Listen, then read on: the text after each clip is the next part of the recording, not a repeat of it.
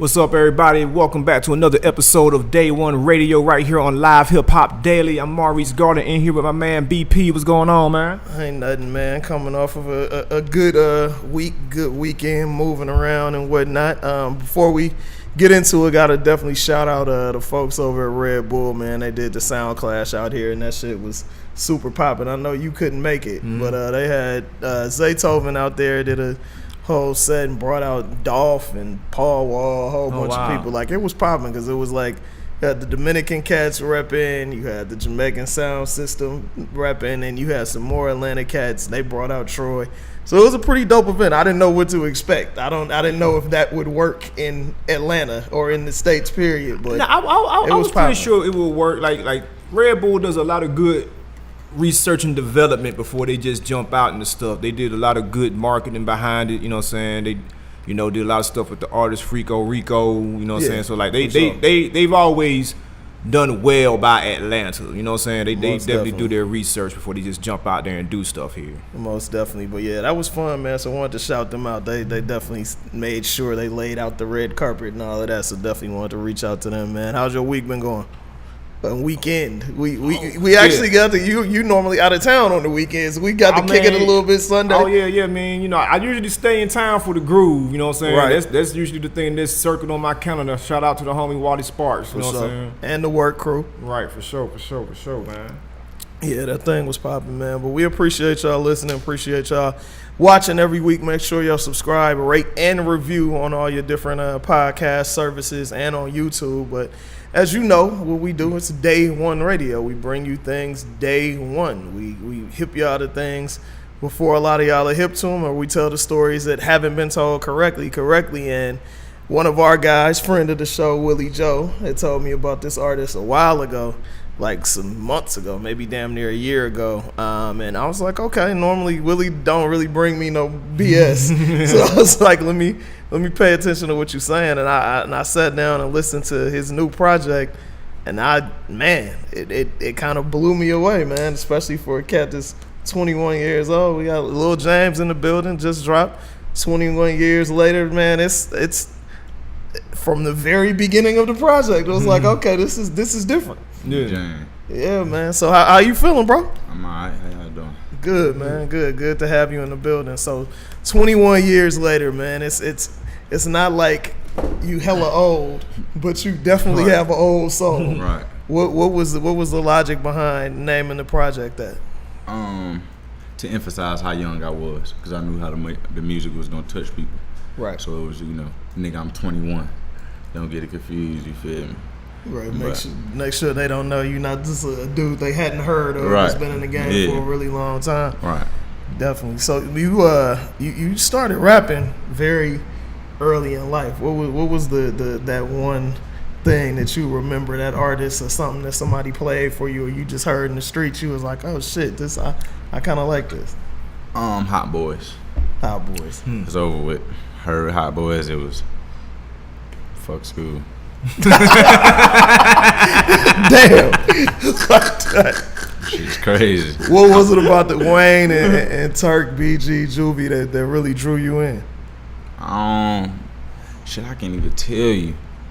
Cause like even right now, I'd be like, fuck the fame. But probably as a kid, I don't know, shit just look good. All the bitches and shit, it just look real good. I don't know. So it was I can't tell you because I was young as shit. Right, I'm only 3 years old, so it couldn't be bitches.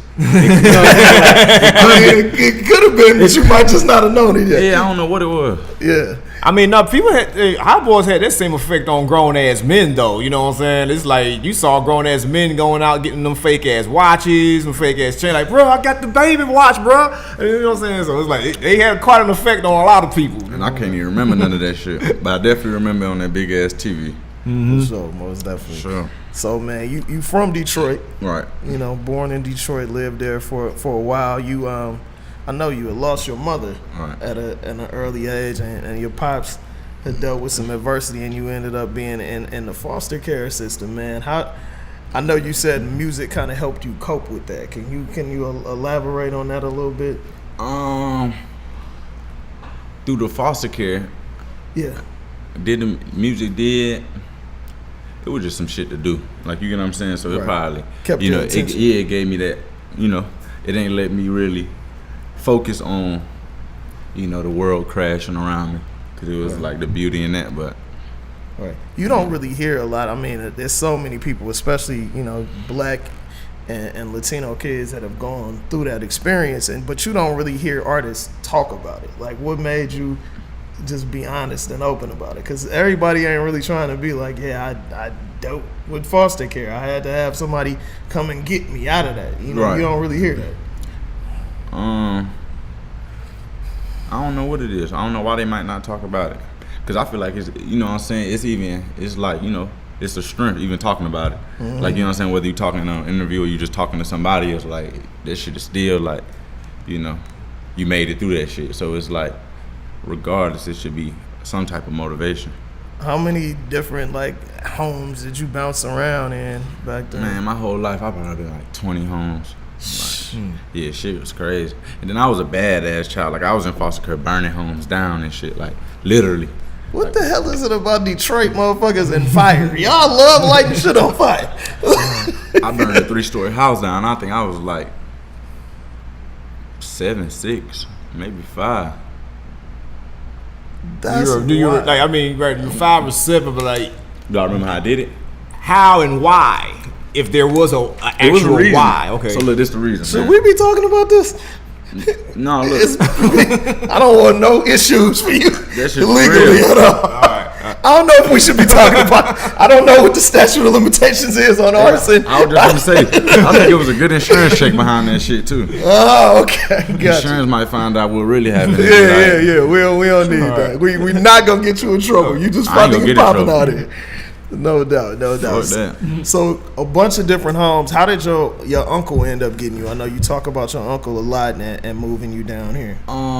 For the simple fact that none of my other family could get me. Okay. Like, you know what I'm saying? Like, I got a family full of, like, you know, notorious people in the city. Right. So to say, you get what I'm saying? Especially my dad. So, you know, mom being murdered really in front of my dad's trap, you know, and just him being a notorious who he was in the city. You know, the city wasn't gonna allow that. Then, like, don't get it confused. I was in foster care before my mom passed. Gotcha. Like, my mom didn't pass and I went into foster care. Like, I went in foster care for some crazy shit. Like, hopping out of the car when I was 3 years old, probably listening to Lil Wayne or whatever. I was probably like 4, 5, hopped out the car and like act like I was gonna rob the store. Well, not act like I was gonna rob the store, like really like, you know, a kid thinking he robbing the store or whatever. Yeah. But I went in there by myself. So that's when they took me away or whatever. So it was probably a situation where they're like, there's no way that this kid really did this, and then they see that you did, and it's like, we got to get you out of that environment. Yeah. I mean, no, they took me right on spot. Oh, wow. Yeah, they took me right on spot and wouldn't know. That's crazy. You and your pops, as they should have, though, you know. Yeah, I mean, do you feel like being in the system helped you at all? I don't know. That shit might fuck me up. Right, that's what I'm saying. Like, it could go either way.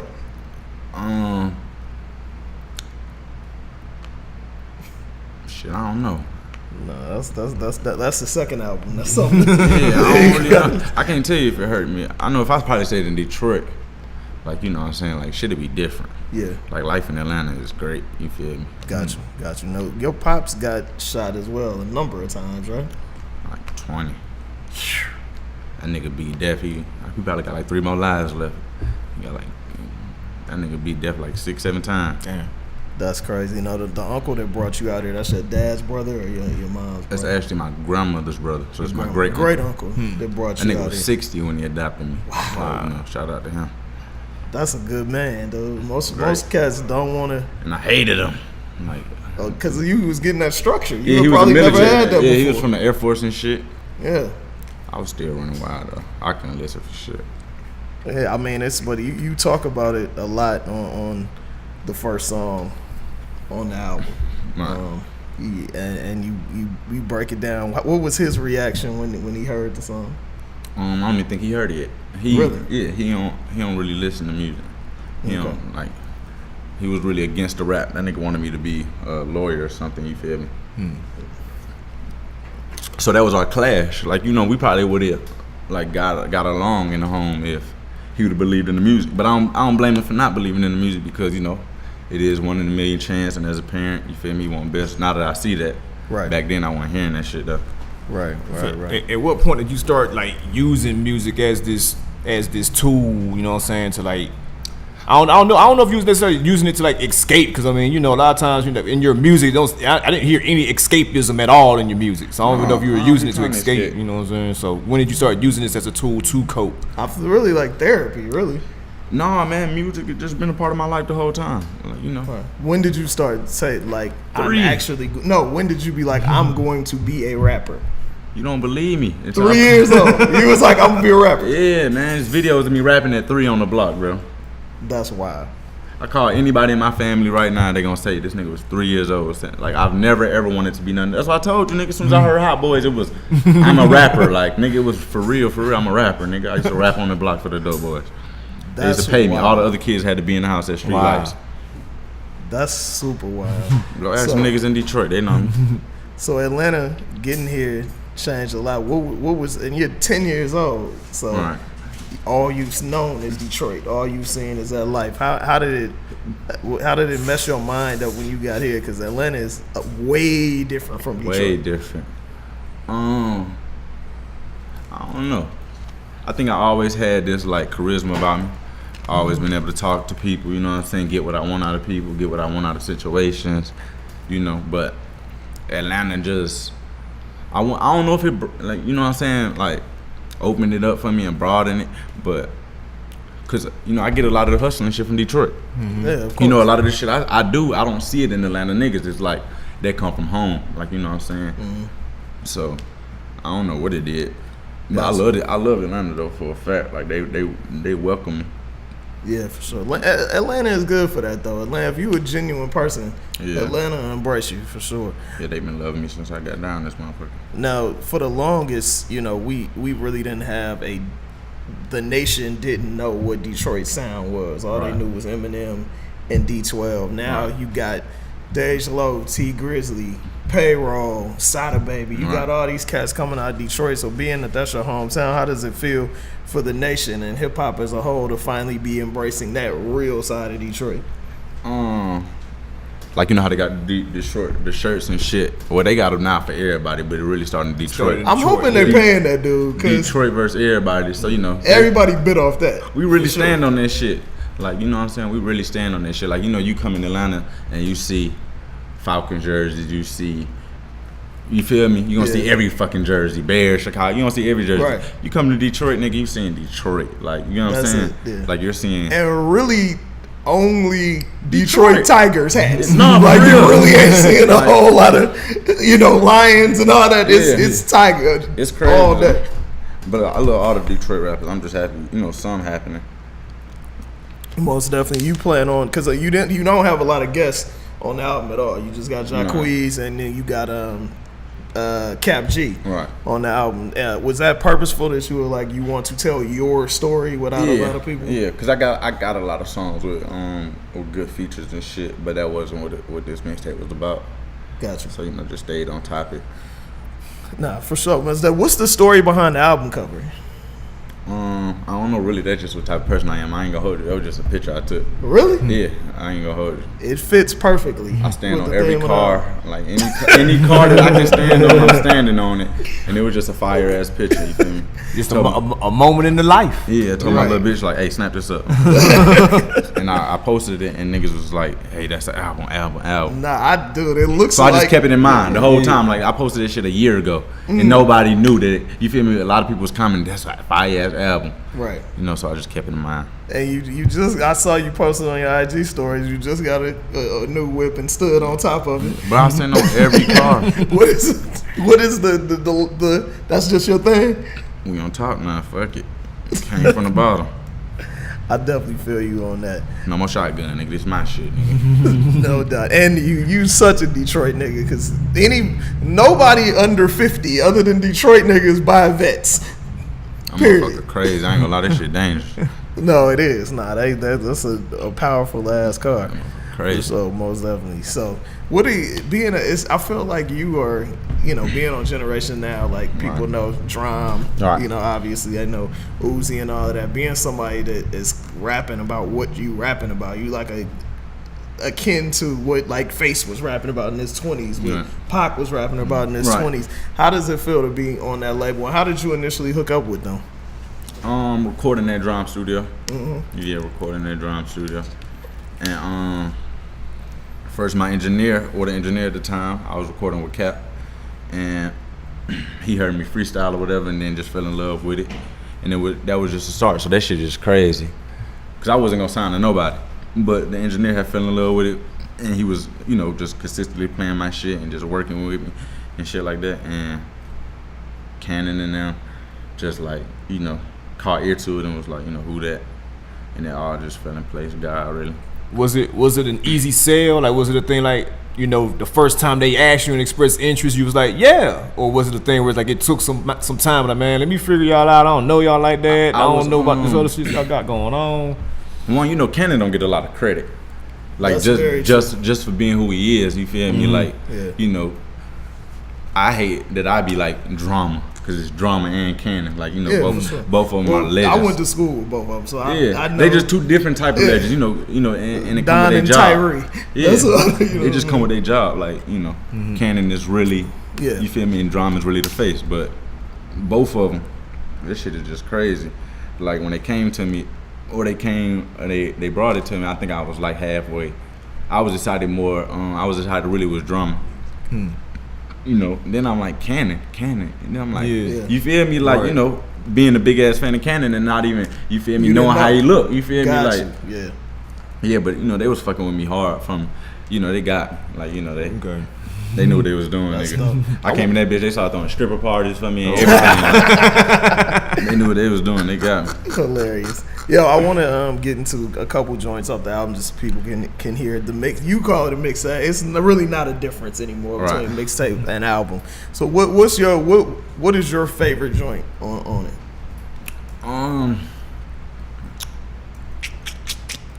Probably would be Meet James or Talk with God. They Talk with God. God. That was my boy. Let's go into a little bit of Talk with God and we can come back and speak on it a little bit. That was Lil James, Talk with God off 21 Years Later, man. Why is that one of your favorite joints on the project? I don't know. That shit was just super real. Like, that shit was just, I don't even really know. Like, that shit just touched me. Like, you feel me? That shit just touched me. Have you got a chance to perform it yet? Nah, I ain't performed no song off the tape except Trap House. Okay, got you. What's up with the video for Trap House? Because I know it was up and then I was looking for it and I couldn't find it no more. Nah, it was never up. I just was teasing. Oh, okay. I seen. No, that's why I saw it on your IG. Yeah. Okay, so when are y'all dropping the video? You don't know, or you ain't telling.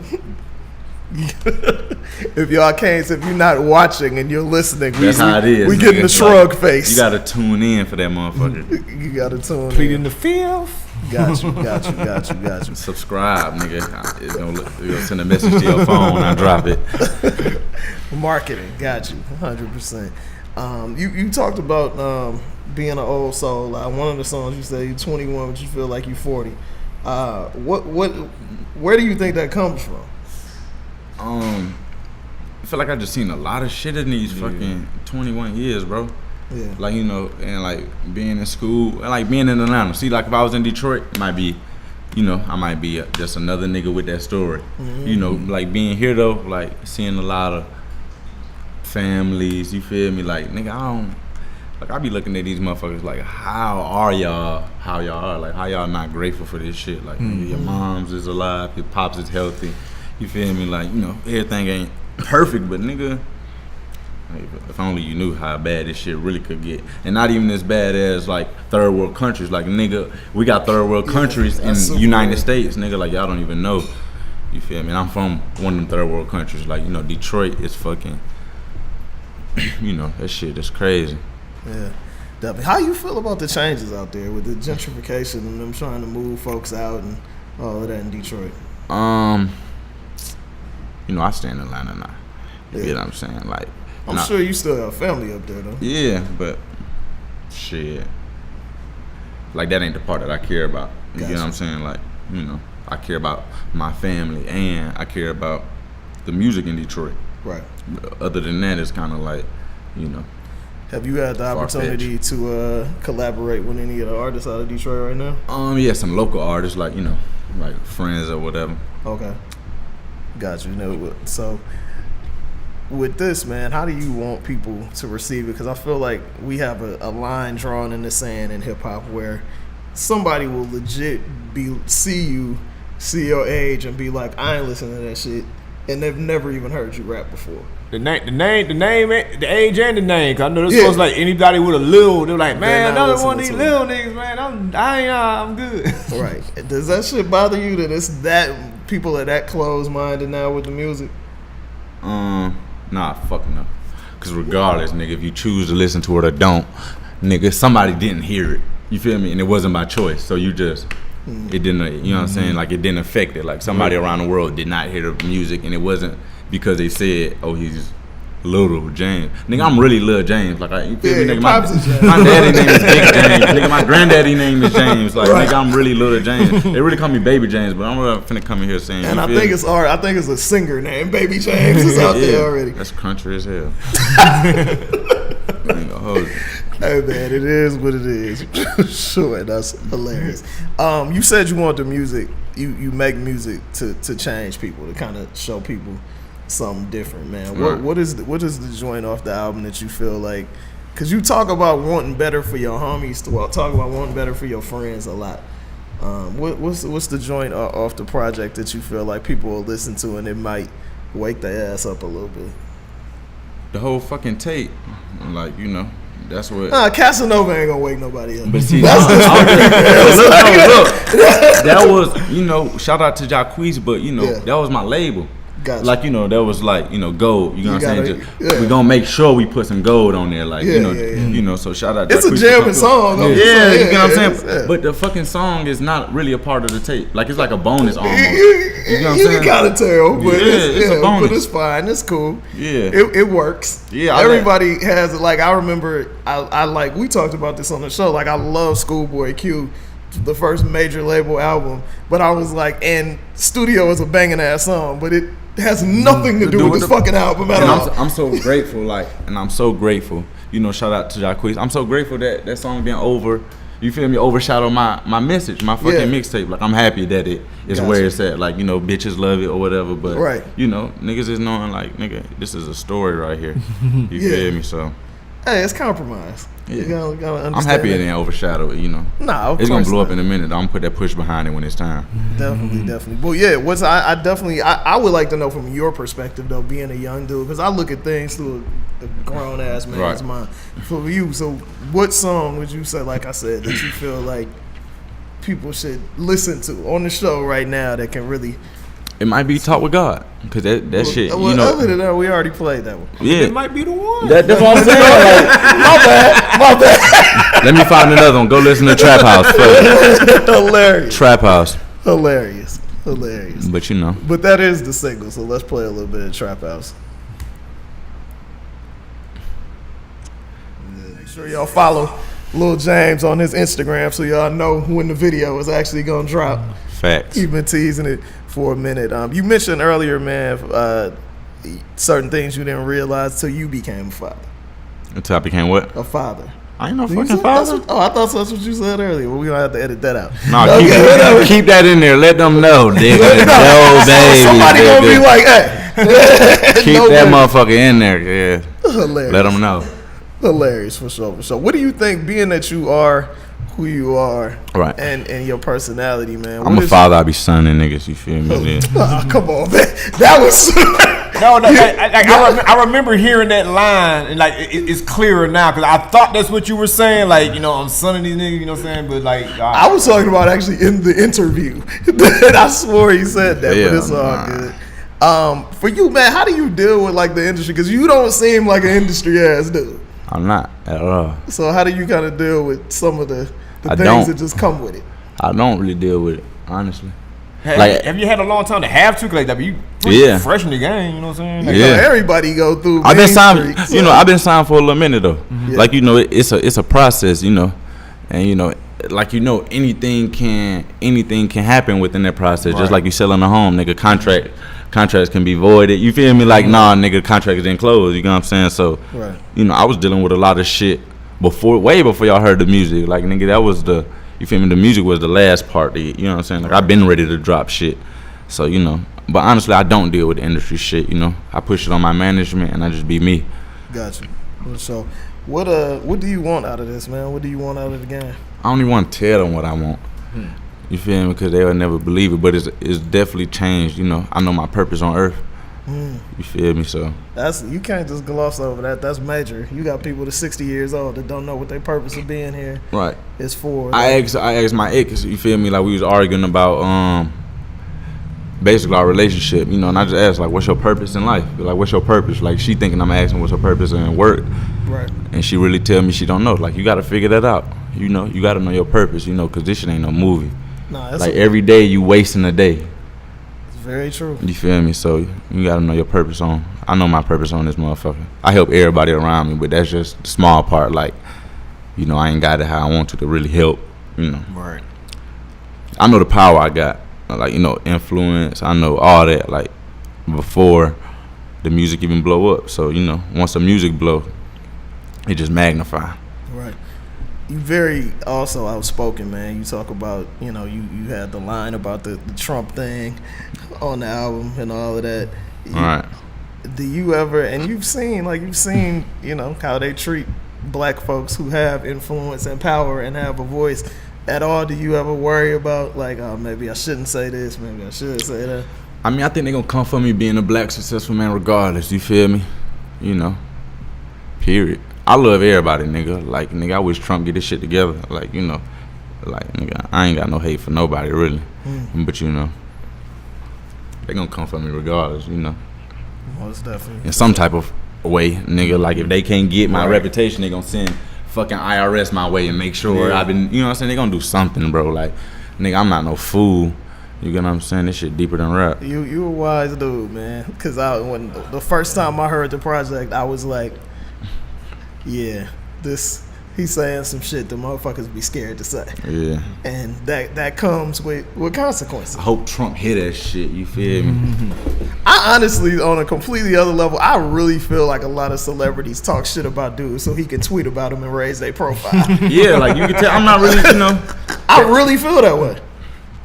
I don't even. Not you per se. Yeah, no, you like, know what I'm saying? and I'm really the type of person who won't do it. Like, it'll be fucked. Nigga, I could have Trump painted, fuck Trump all in my house. But, you know what I'm saying? Like, nigga, this shit chess. Yeah, You feel 100%, me? man. 100%. Before Trump will blackball your ass too, nigga. Like, you don't right be a about fool. that. You right about that. On the opening track, you said you was eating a little better and reading a little bit. Before we get out of here, what's the last good book you read that you got something out of? The Wealthy Barber, which was one of my dad books. You get what I'm saying? He be trying to, you know, get me on a lot of, like, saving. Like, he tried to give me a vegan book about some firefighter, nigga. I tossed that bitch out the window. Like, but we talk about money, though. Sound like somebody stealing my car, cuz. Go check on that. Hey, but yeah, you know, money. You talk about saving That a nigga lot. really went to check my car, bro. You talk about saving money a lot. Yeah. On that. That sound like that. I never want to go back to the bullshit ever. No, I'm not. Yeah. You know. 100%, man. Dude, I appreciate you coming through, man. I appreciate y'all for having me. I appreciate the conversation, man. Please, don't be a fucking hater, man. Like, we got so many haters out here. We got so many closed-minded individuals. Just because it got little on it or young on it don't mean that it's some bullshit. I'm a junior, nigga. I'm a third. Exactly. This brother is really spitting. Anybody, my artist friends tell me I'm the harshest critic they know. I don't co-sign much. This project is fire. Anytime it can make me sit down and listen, And want to hear the next song. yeah, you know exactly. what I'm Like, I want to know what you're gonna say next. Like, I want to know what the next project is going to be. Motherfuckers Like, hitting me. Yeah, I'm going to follow your career and tell people about your shit, bro. Right. Like, I appreciate you putting that. out music of substance for sure. But we appreciate y'all listening, man. Appreciate y'all watching. You know how we do. Make sure you go to Creative Loafing. I think the voting ends 9:15 or something. We are up for best podcast in Atlanta. Make sure y'all go under the arts and culture and Creative Loafing and vote for us. We haven't won before, which is some bullshit. So you already know what it is. You know who got the best podcast in the city, one of the best in the country. It is what it is. We'll see you next week with another dope show. Peace.